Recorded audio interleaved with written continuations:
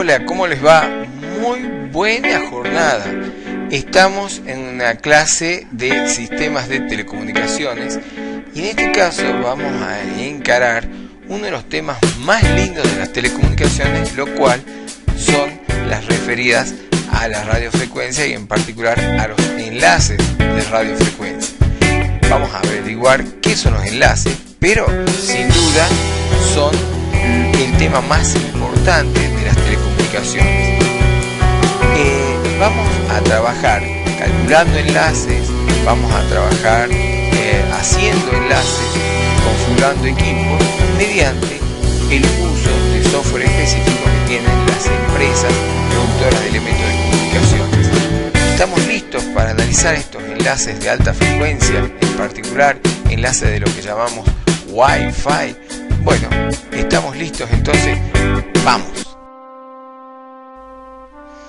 En general no estamos muy acostumbrados a mirar para arriba, ¿no es así? Pero miremos para allá.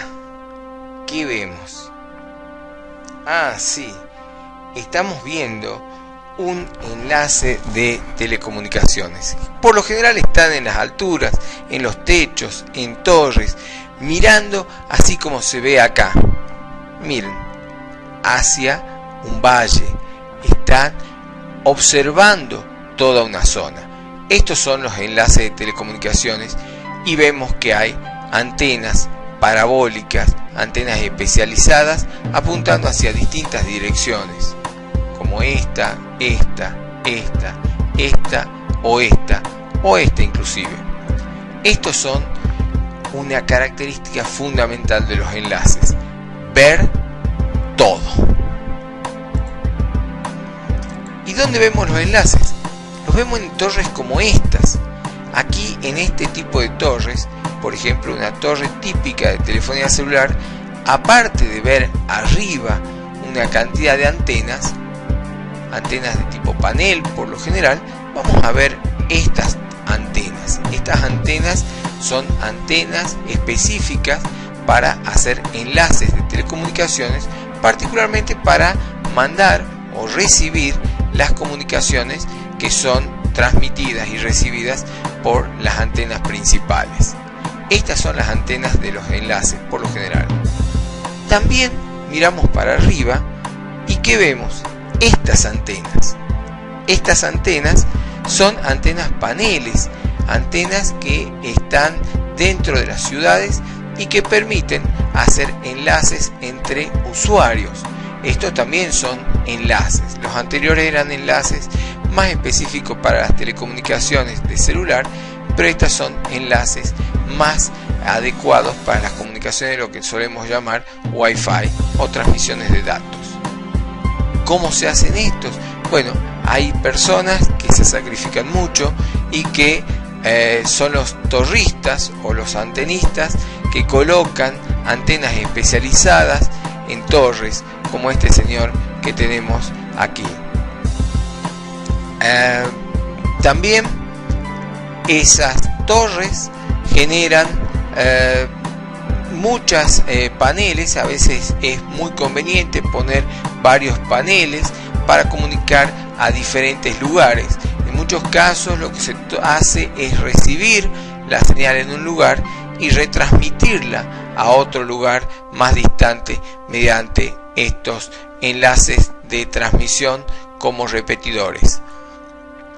¿Cuál es nuestro trabajo? Bueno, acá lo tenemos. Este es nuestro trabajo: instalar enlaces, generalmente en los techos, configurándolo seriamente y estar probando esos enlaces mediante nuestras computadoras personales, en particularmente con las notebooks o con las netbooks. ¿Y cómo quedan? Quedan como esto, como una antena muy especializada que solemos ver en las alturas, muchas veces con una caja estanca que permita estar con lo que se llama un grado IP apto para estar en el exterior. Esos son los enlaces. Allí, en cosas como esta, es donde está la electrónica y donde están las telecomunicaciones reales.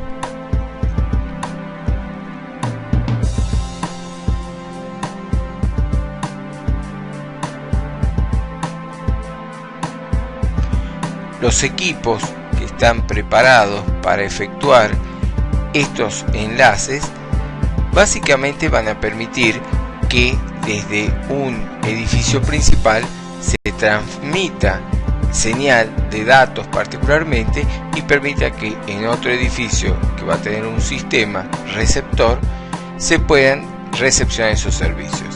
Actualmente esos servicios básicamente va a ser la transmisión de datos, es decir, fundamentalmente la transmisión de, por ejemplo, una conectividad a internet. Por eso el edificio receptor va a poder tener una conectividad a internet. La conectividad a internet hoy a su vez también permite que en el edificio receptor se pueda generar una conexión a la red de telefonía pública o PSTN. Entonces, a través de internet hoy ya podemos tener telefonía pública. Los enlaces pueden ser de dos tipos. Los enlaces que se llaman punto a punto, en donde tenemos una antena emisora y una antena receptora y un edificio que transmite y un edificio que recibe.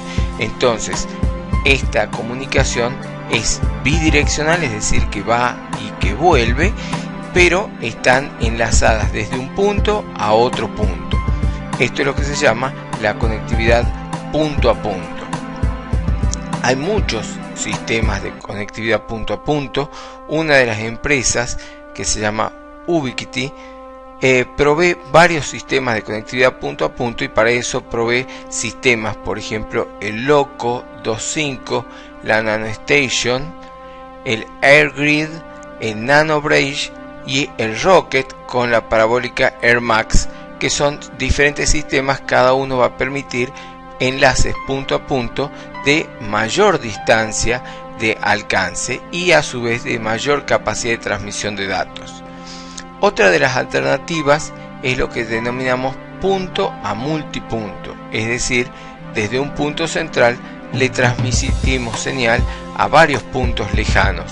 Esto es la conectividad punto a multipunto y generalmente es aplicada por lo que se llaman los proveedores ISP o Internet Server Provider, o en castellano proveedor de servicios de internet, que a través de un punto central le provee servicios a puntos lejanos. No necesariamente tiene que ser internet, sino puede ser cualquier otro tipo de conectividad de datos. En general, para hacer la conectividad punto a multipunto se genera un punto central o hotspot, punto caliente, en donde tenemos varias antenas que apuntan a diferentes sectores de un radio alrededor de los lugares en donde tenemos cobertura.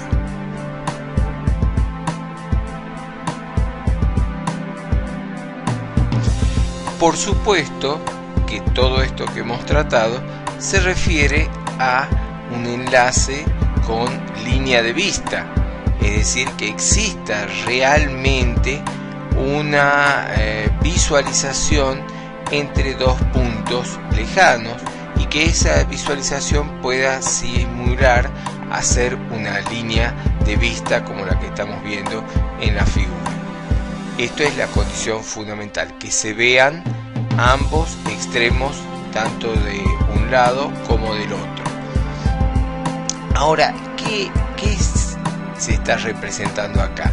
Lo que se está representando es que una onda electromagnética que se llama de frente esférico, como la que vemos en esta figura, que es una porción de una radiación, esta onda se va dispersando. ¿Qué quiere decir? Que no toda la señal que se emite va a llegar tal como un rayo de luz hacia el destino, y en el destino nosotros vamos a captar una porción determinada de toda la energía que se radió. Esa porción va a ser la porción que pueda captar la antena, por ejemplo este pedacito. Por lo tanto, nosotros vamos a decir que existe una suerte de dispersión de parte de la radiación electromagnética y que nosotros podemos captar una parte de esa radiación. Y esa parte de la radiación que nosotros vamos a captar va a significar que existe una energía que se ha perdido. Esa energía que se ha perdido es lo que denominamos las pérdidas en el espacio libre. Y las pérdidas en el espacio libre van a estar dadas por esta ecuación que estamos presentando. Es decir, una ecuación que es proporcional a 4pi al cuadrado por la distancia al cuadrado e inversamente proporcional al cuadrado de la longitud de onda. Pero hay que considerar que la longitud de onda está relacionada con dos parámetros, con la frecuencia y con la velocidad de la luz. De hecho, la longitud de onda es igual a la relación entre la frecuencia y la velocidad de la luz. Particularmente es igual a velocidad de la luz sobre frecuencia.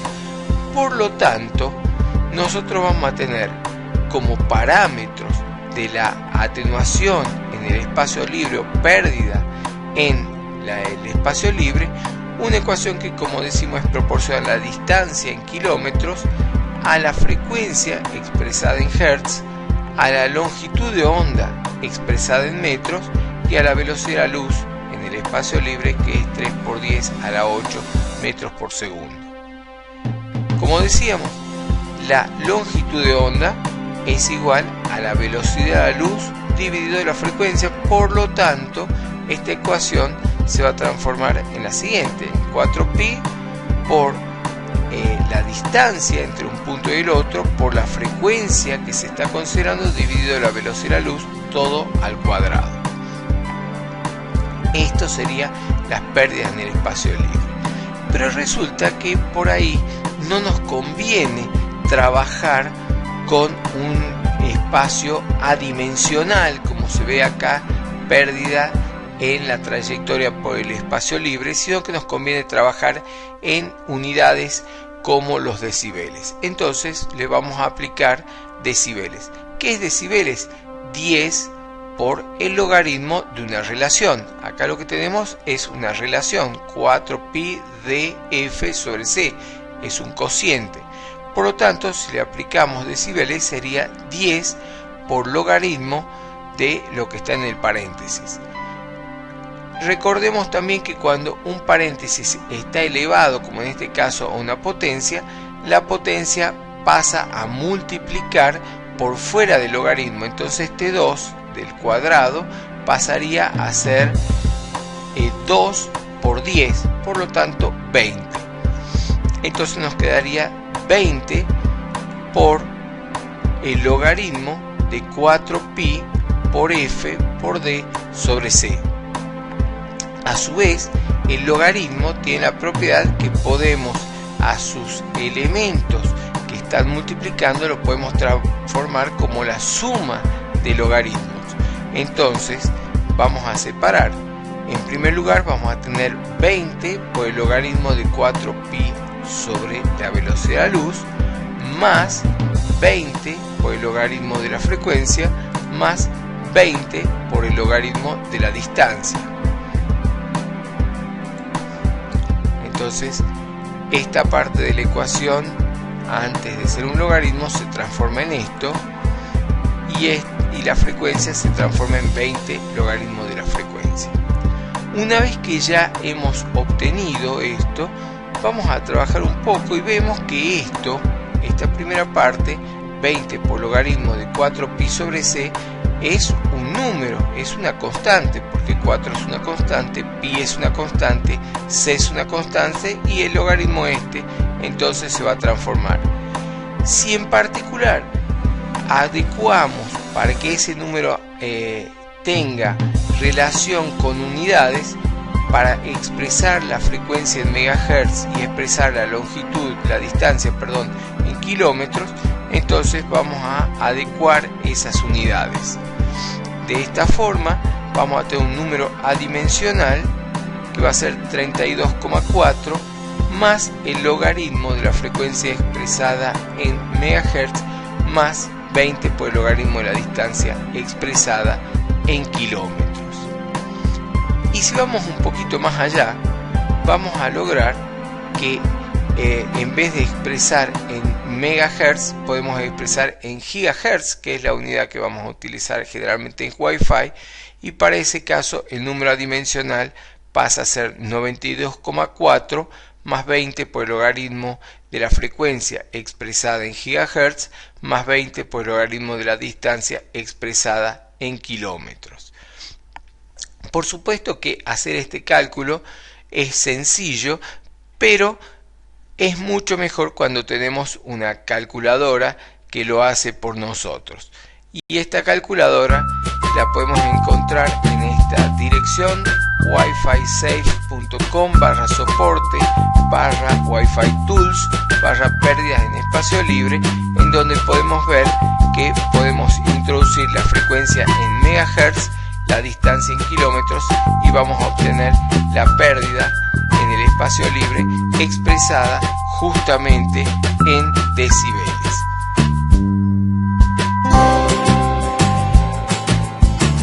En este sitio podemos calcular cualquier caso de pérdida en el espacio libre. Vamos a suponer, por ejemplo, una frecuencia de 5,4 GHz, o sea 5400 MHz, y vamos a proponer una distancia de, por ejemplo, 50 kilómetros.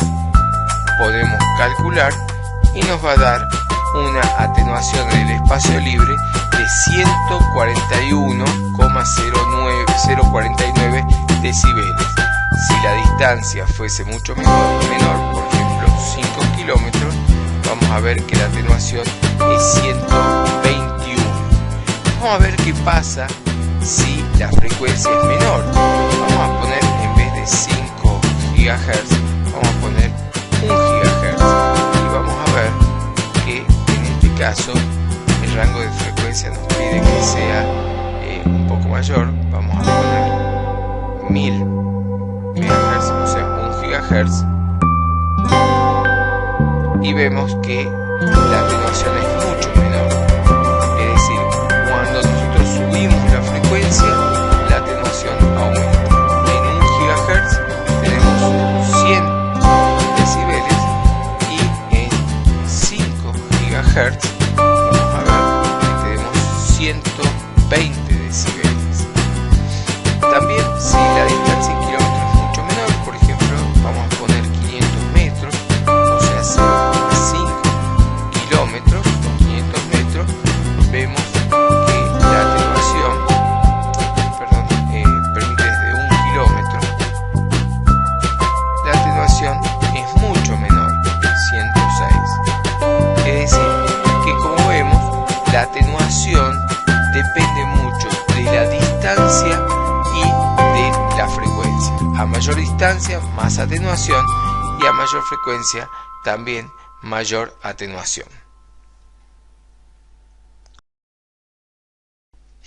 Claro que está muy claro que un enlace no se compone solamente por las pérdidas en el espacio libre, sino que vamos a tener varios elementos. Para empezar, vamos a tener un transmisor. Ese transmisor va a transmitir sus señales a través de un cable. Ese cable va a llegar a una antena. La antena va a transmitir a través del espacio abierto, y eso también va a llegar a una antena. Esa antena va a bajar hacia otro espacio mediante un cable del receptor, y ese receptor, ese cable va a ir a parar a un receptor. Y en el medio también vamos a tener otros obstáculos que no son necesariamente la pérdida por dispersión en el espacio libre, sino va a haber otros factores que van a alterar la propagación de esa señal. Por lo tanto, si nosotros hacemos este gráfico donde tenemos la potencia transmitida hasta el receptor, vamos a tener que arrancamos con una determinada potencia. En el cable se produce una pérdida. Luego, gracias a la antena, se produce una determinada ganancia. Luego, en el espacio libre se va perdiendo cuadráticamente con la distancia, se va perdiendo señal. Luego se produce una ganancia por la antena receptora, una pérdida por el cable y nos queda un determinado margen de potencia. Y vamos a ver cuánto es la potencia que recibimos y eso es lo que va a dar un margen, que es lo que se llama la sensibilidad del receptor. Es decir, que tenemos varios parámetros que hacen a lo que se llama la ecuación de transmisión, que incluye todos los elementos que conforman un enlace: el transmisor, el receptor, el cable de transmisor, la antena transmisora, la antena receptora, el cable receptor y la sensibilidad del receptor. Esto lo tenemos que plantear como una ecuación en donde todos los elementos van a tener que estar expresados en la misma unidad. ¿Y cuál es la unidad? Va a ser los decibeles.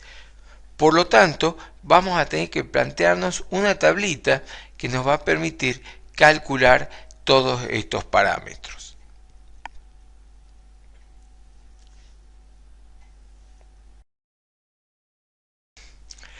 Un sitio que nos va a resultar más que interesante para hacer este cálculo es el que estamos viendo acá arriba, materias.fi.uva.arba/6637/cálculoweb.html. Es un sitio de la Universidad de Buenos Aires y esto es lo que se llama un budget para cálculo. Veamos lo que tenemos. Tenemos en el transmisor la energía transmitida expresada en la unidad de decibeles M. Decibeles M son cuántos decibeles superior a 1 milivatio, que es tomado como referencia, trae el transmisor. Luego, en valor negativo, las pérdidas en el cable expresada en decibeles. Eso lo podemos tomar directamente de los valores de atenuación por metro de los cables que se usan generalmente en las telecomunicaciones. Luego vamos a tener la ganancia de la antena. La ganancia de la antena está expresada en dBi, que son los decibeles, o sea, la ganancia, cuanto más gana la antena, referida a lo que se denomina el radiador isotrópico, es decir, que no tenga concentración de la radiación en ningún sentido, que radie igual en todas las direcciones y sentidos. Luego, expresado en decibeles, como valores negativos, justamente la atenuación en el espacio libre. Luego vamos a tener del lado de la recepción la ganancia de la antena receptora, también expresada en decibeles I o decibeles isotrópicos, la pérdida en el cable en cuanto a valor negativo y lo que decíamos, la sensibilidad del receptor, generalmente un valor negativo. Cuánto es sensible el receptor y que va a estar expresado en dBm. Entonces, esto nos va a dar el margen restante en dB. Si ese margen restante, por ejemplo, es 0, significará que la misma potencia que hemos transmitido es la que hemos recibido. Si es negativo ese valor, quiere decir que estamos teniendo pérdida en todo el sistema. Por supuesto que siempre vamos a tender a tener pérdida, porque obviamente hay una pérdida muy grande. Básicamente la pérdida más grande es la atenuación en el espacio libre, que un poco tiene que ser compensada con la sensibilidad del receptor. Pero va a haber valores en los cuales la posibilidad de que tengamos una buena recepción, si ese valor en decibeles es muy negativo, va a ser prácticamente imposible, porque vamos a estar prácticamente solapando la cantidad de señal con la del ruido existente. Por eso es muy importante hacer este cómputo para ver cuántos decibeles son los que van a llegar, y que generalmente va a ser un valor negativo bastante grande, porque la atenuación en el espacio libre, un valor negativo, va a dar en el orden de los 100 decibeles, mientras que una antena de muy buena ganancia podrá tener 45 decibeles. Es un valor muy bueno de 45 decibeles. Entonces, por ejemplo, 45 decibeles de transmisión más 45 decibeles de recepción apenas iban a compensar los 100 y más decibeles de atenuación en el espacio libre. El sitio al que hacemos mención, materias.fi.uva.ar, cálculo web, tiene justamente esta calculadora que convierte vatios en decibeles o en dBms. Por ejemplo, si nosotros tenemos vatios, vamos a suponer un transmisor muy potente de 1 vatio, vamos a convertirlo a dBms. Estamos hablando de casi 30 dBms. ¿Sí? Un transmisor de 1 vatio es un transmisor bastante potente. Supongamos que tengamos un transmisor mucho más potente de 5 vatios, estamos hablando de 36 dBms. Igualmente podemos convertir los dBms, por ejemplo que tengamos 40 dBms, los podemos convertir en vatios y nos da que 40 dBm son 10 vatios. 10 vatios en las frecuencias de Wi-Fi es una cantidad muy importante de potencia. Por lo general vamos a trabajar en el orden de 1 vatio máximo y nos va a dar alrededor de 30 dBm.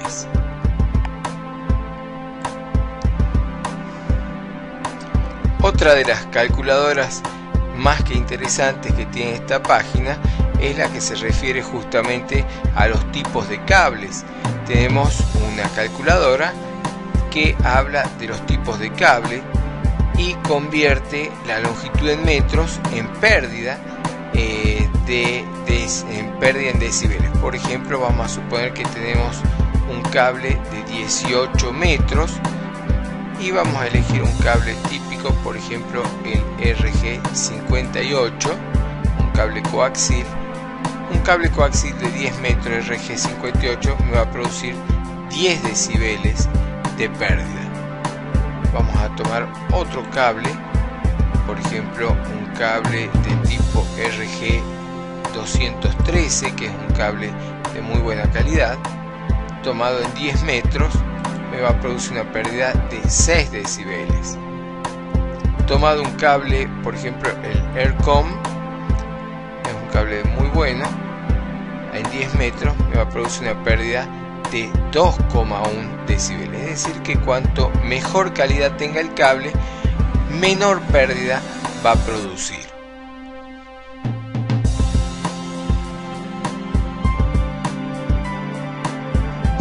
Y ante esto nos preguntamos, ¿de dónde sacamos estos datos?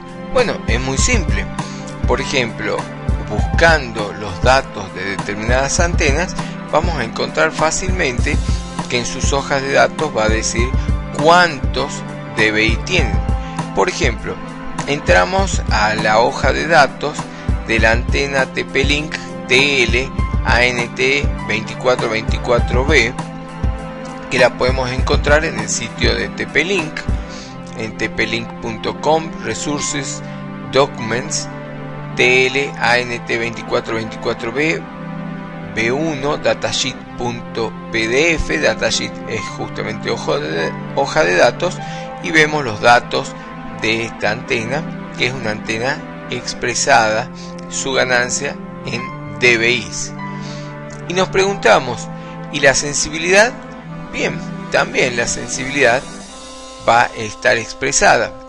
Siguiendo con la página de TP-Link, tomamos algún producto, por ejemplo este Access Point Wireless 2,4 GHz a 150 megabits por segundo, outdoor, el TLWA7210N, que nos dice que tiene una potencia de salida de 500 milivatios, o sea 0,5 vatios como potencia de salida, y que tiene una antena incorporada de 12 dBi. Vamos a ir un poco más y vamos a ver cuánto es realmente la potencia de transmisión en dBm y cuánto es la sensibilidad, y para eso nos vamos a referir a la hoja de datos justamente de este elemento. Como dijimos, nos referimos a la hoja de datos de este elemento Access Point de TP-Link, y vamos a referirnos a la parte descriptiva del componente, y vamos a ver algunas especificaciones que están dadas específicamente para que nosotros podamos acceder. Tenemos la parte descriptiva, la parte de especificaciones, y vamos a ir un poquito más a la parte que nos interesa. Por ejemplo, la potencia de transmisión vemos que es de 27 dBm en algunos casos, y en otros casos en 20 dBm. Y un poquito más arriba nos referimos justamente a lo que nos interesaba. ¿Qué nos interesaba? La sensibilidad de recepción, que habíamos dicho que tenía que estar en dBm. Y acá vemos justamente, vemos que para la norma 802.11n va a estar referida, según el caso, entre menos 87 dBm a menos 76 dBm, dependiendo del modelo que estemos tratando, el 150, el 40, y a su vez en la norma 802.11g, depende del modelo, vamos a estar entre menos 79 dBm y menos 95 dBm. Obviamente, cuanto mayor es el número en dBm, mayor sensibilidad vamos a tener. Por lo tanto, vemos que los datos necesarios para calcular los podemos obtener simplemente de las hojas de datos de los fabricantes.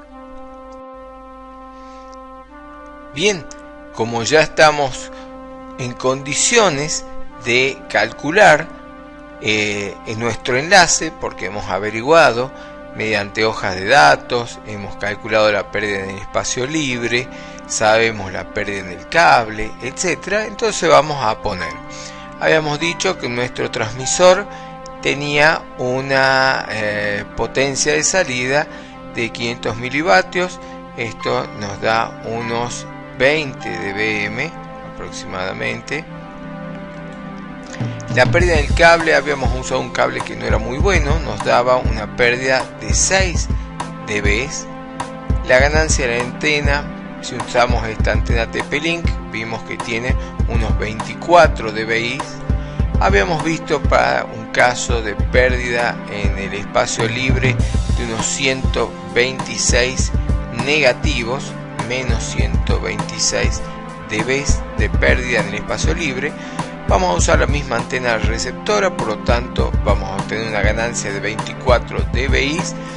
Vamos a tener la misma pérdida en el cable que en el transmisor, menos 6 dB, y nuestra sensibilidad en el receptor, habíamos dicho que andaba para este TP-Link en menos 75, vamos a ponerle 79 dBm. Apretamos el botón computar y nos da que el sistema, bajo estas condiciones, tiene una ganancia total del sistema de 9 dB, lo cual significa que es perfectamente posible y que va a funcionar. Hasta 0 dB el sistema va a funcionar perfectamente. Si tuviéramos el caso de pérdida, por ejemplo, que no tuviésemos tanta ganancia en el receptor, supongamos que estuviésemos en 50 dB de sensibilidad, nos daría un poco de pérdida, menos 20 dB, que haría que el sistema sea un poco bajo en ganancia. En este caso estaríamos teniendo que el sistema total tiene pérdida. Bueno, de esta forma vamos a tener un cálculo correcto de nuestro enlace.